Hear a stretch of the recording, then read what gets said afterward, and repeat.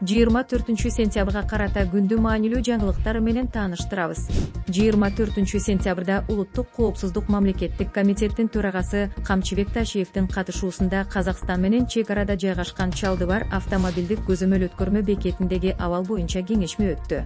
Өткөрмө пунктунда туруктуу коррупциялык схема түзгөн деген шек менен 24 адам ошол жерден дароо кармалды. Алар салык кызматынын 7, чек ара кызматынын 6, ветеринария жана фитосанитария коопсуздугу боюнча инспекциянын, айыл чарба министрлигинин, транспорт министрлигинин кызмат адамдары экени айтылды. Алар ортомчулар аркылуу товарларды коштоочу жалган документтерди колдонуп, контрабандалык коррупциялык схема түзгөнү айтылат. Улуттук коопсуздук мамлекеттик комитети тараткан маалыматта алар оор жүк ташуучу транспорттон $1500–2000 чейин алып турганы кошумчаланды. Ташиев күнөөлүү кызмат адамдарын иштен бошотуп, мүлкүн конфискациялап, схемага катыштыгы бар башка кызматкерлерди аныктоо үчүн чара көрүүнү тапшырды. Эске салсак, жаңы мыйзамга ылайык коррупцияга айыпталгандарга өмүр бою мамлекеттик кызматта иштөөгө тыюу салынат.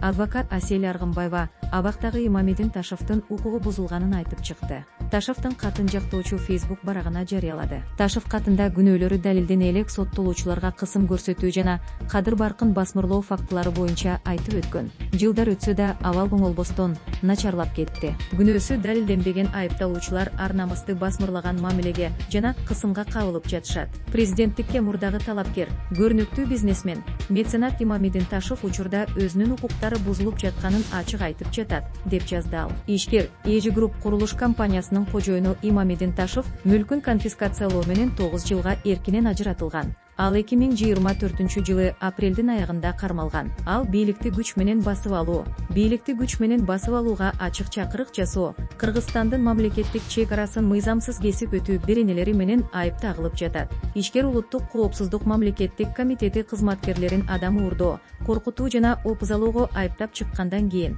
ага кылмыш иши козголуп, издөө жарыяланган. Ташевдин айтымында 2023 жылдын аягында аны атайын кызматтанбыз деген белгисиз адамдар 8 күн бою чыгарбай кармап, өзүн жана жакындарын Эжи Групп компаниясын тартып алабыз деп коркуткан.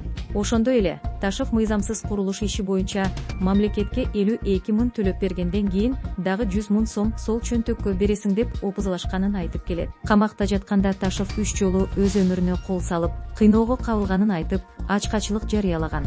Оштун мэри Жеңишбек Токторбаев 24-сентябрда кезектеги рейдин Оштун Айтиев көчөсүндө өткөрдү. Рейдтин жүрүшүндө мэр Жомок балдар бакчасына кирип, таштанды чыгарылбай, балдардын керебеттери кече жаткан бойдон жыйналбаганын сынга алды. Токторбаев балдар заара кылган ным шейшектерди көрсөтүп, бала бакча кызматкерлерине жок дегенде айнек эшикти ачып желдетип коюуга болот беле деген суроо койду. Ошондой эле мэрди коштоп келген кызматкер жигиттер балдардын уктоочу бөлмөсүн тазалады.